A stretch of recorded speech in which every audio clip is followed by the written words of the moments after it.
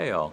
So a funny thing happened with this war. I was actually sitting down to record this, kind of expecting it to be on the shorter side, and then somebody pointed out to me that I took 9 fights this war, and I did not realize until they pointed it out. And I think it's just because this team feels so incredibly reliable to me. I mean, you've seen this before if you've been around my channel. These are kind of my big three. We got Reed for all the control and the pre-fights. We got Torch to just melt things that are problematic, and we got Killmonger if we need to bleed something out or get through some auto block or evade. I mean, this team just does so much work for me. Anyway, this Doom fight, as I've said before, is a legitimately good placement because Doom tends to slow fights down by activating his aura.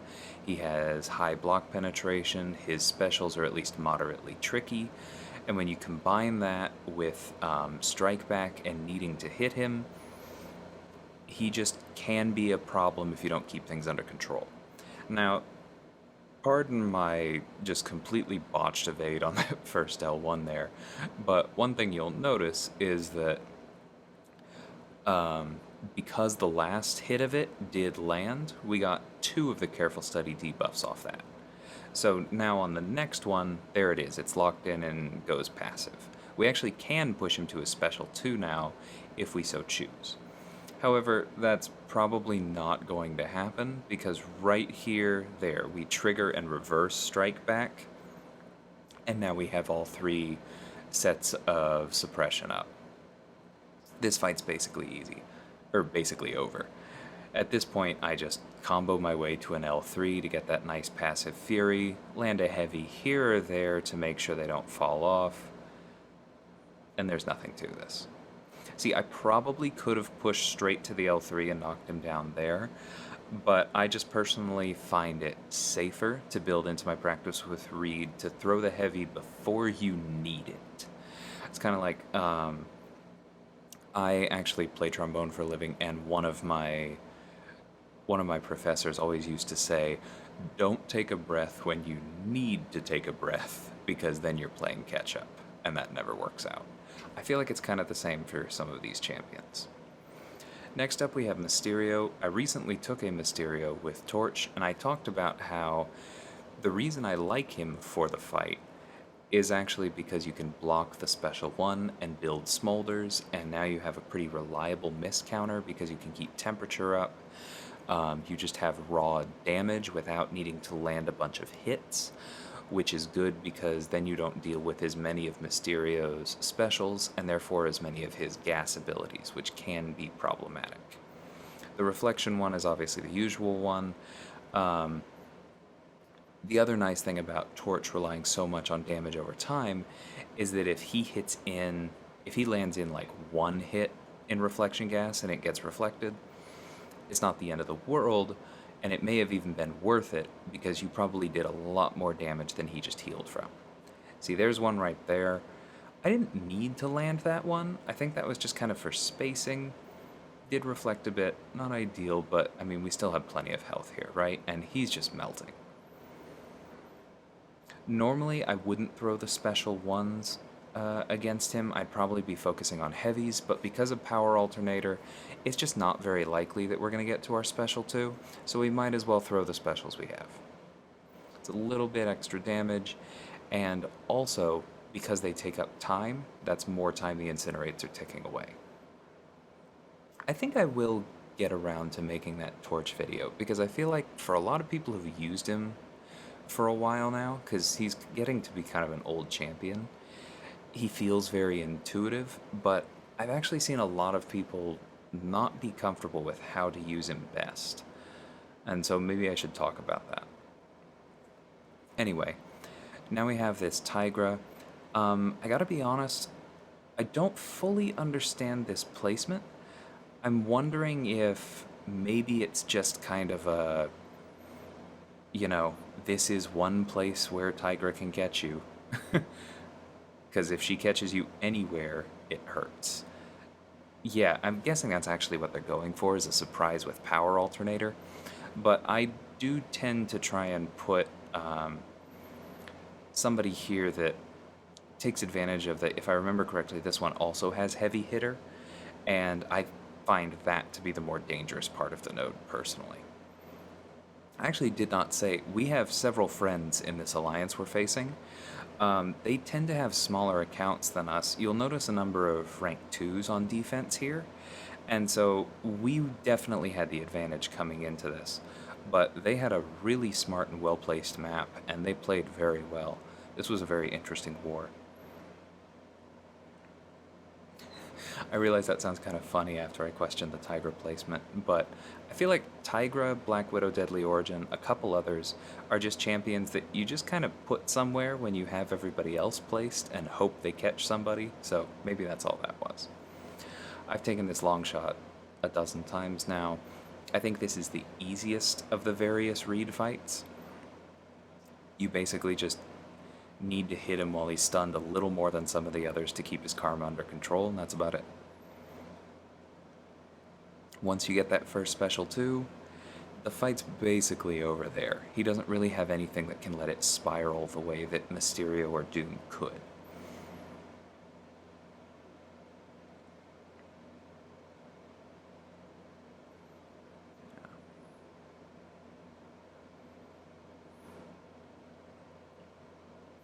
I'm not sure there's much more to say, honestly. Because, like, we do trigger Power Snack, we trigger Mystic Dispersion, you just saw Backup Recovery, mostly reversed it. I probably could safely push him to a Special 2, I want to say. Both because, at this point, Reed would have a decent chance to evade it without me doing anything, and because I'm keeping his karma under control, and so he won't place that Fate Seal on activation and melt me by nullifying buffs the way that you've probably seen so many Longshot videos end poorly. But I just personally am significantly more comfortable with the L1 evade, so I bait that, and the fact that Reed is kind of shutting down the node just makes it that much easier. So this Sasquatch is actually placed by a friend of mine in particular, Bryce. Great player, smart player, and I don't say that just because he's also a big fan of Killmonger. But so this was a fun one to see. Now, I said earlier, this is a rank 2 Sasquatch as opposed to the rank 3s that I normally run into, and so I wasn't too worried about this because I think the last time I took this, I got it down in just one encroaching stun cycle, and so I figured that this one would probably be quick. Now, I did slow it down there a bit by missing a parry. I talked in my last war about how there are some parries where you know for sure that it's the way the game is right now. That one I'm pretty sure in the other direction. I'm just pretty sure that I messed that up. And that happens. You don't want it to happen much, especially with somebody as squishy as Torch, but on this node, it's actually much better to flat out be hit and still get your specials off in the right places to deal with encroaching stun than it is to not deal with encroaching stun properly and end up taking a lot more hits when you can do nothing about it. So next up, kind of a weird matchup here. I think we normally send Doom to this lane, both for this Gilly 99 and for the Hyperion after it. But that just didn't really work out. I was kind of already over here, and we were looking at like, okay, well, what's a lane that these 3 champions can take? And I was going, well, actually, this is probably the one. Gilly 99 is not an ideal Torch node because the only way that you get smolders against her is by blocking her special 1, which often is going to do a decent amount of damage. Additionally, because I burned my pre-fight, we are feeding right into the node on her that gives her extra attack per buff, and that's why I'm taking so much block damage here. So definitely not my favorite matchup, but because as you do start to gain smolders, Torch can bypass or miss. That part of the matchup works pretty well. When you get to the end and she heals, he can reverse her healing. And then there's just the fact that with Gilly 99, if you can stun her, she's just not that difficult, because as long as you knock her down regularly and put her miss into cooldown, there's not a whole lot going on with the node. There are some places where she can make it difficult to throw specials, but it's really not that big a deal. See, now we're up to 3 smolders. She's keeping our power down, but she's not gaining any new buffs, so she's also not placing any more weaknesses on her, so it doesn't really matter if we get to our specials or not. See, now we're up to 4. Our temperature just will not drop off very quickly, and there we go. We bypassed her miss, we're reversing her healing. Excellent close by Torch. Took a bit more block damage there than I should have. Some days I'm better at parrying her special 1 than others, but it is better to block too early and not parry it than to block too late and just eat the full thing to the face, as happens sometimes. And now for an even weirder fight. I don't necessarily recommend Reed for Hyperion, because while Petrify helps blunt his power gain, especially on this node with the Rich Get Richer, we've all fought Hyperion before, where he just sits over there and turtles straight to his special 3. And I had a suspicion that's exactly what was going to happen here. However, we can drop that special 3 defense boost you just saw me use. We can use a power start to get to our first special 2 and double those debuffs that much faster. And we can rely on the fact that Reed has about, I think, a 30% resistance to both physical and energy damage in his base kit to just tank it. So let's see, we're at 88% here before, 87 actually. Not ideal. I'm also, oh okay, never mind. But, so we're at 87% because I kind of missed the opening parry and took a little bit more block damage than I should have. Let's see what this does. Okay, so about 11% before taking into account adrenaline for a special 3. Honestly, who cares, right? Plus it gave us 2 more debuffs to put on him and gave us power. Now we have all 3 debuffs up, and now he is actually slowly losing power. This fight's over. Because when Hyperion is draining his own power, there's just not much to him, short of you, like, eating a full heavy. I will say I didn't fully understand this node at first. I thought that the weaknesses went away when you landed the first hit of the special, not the last. It was also interesting to see that interaction there at the end, where the stagger on the power gain then caused him to convert another charge to another power gain, and so I triggered 3 weaknesses at once. That was interesting. But all in all, definitely a serviceable counter. I think even now that Hyperion is coming out as a 6-star, even a rank 3 6-star Hyperion there, Reed could have eaten 1 and then been under control.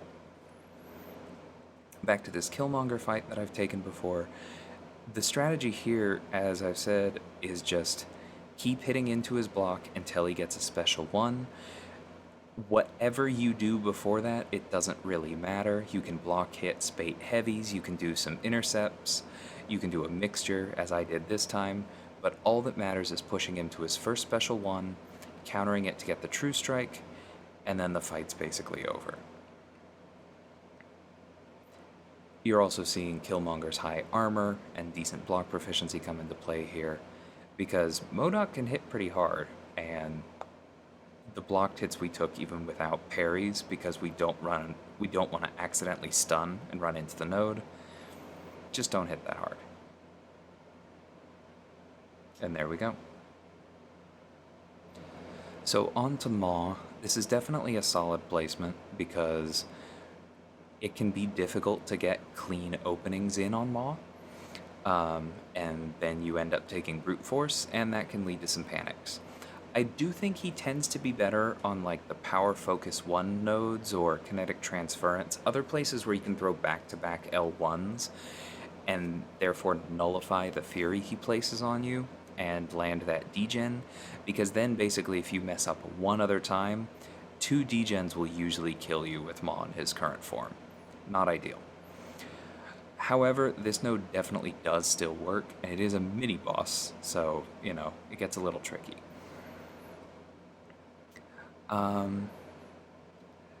I did say in my last video that I find Torch's animations to be pretty comfortable for heavy countering Maw, but I just wasn't feeling it on this node, and I felt like it was better to just stay aggressive, land my combos, and even losing the read pre-fights didn't feel like that big a deal, because I knew that throwing my special would make the AI a little more aggressive.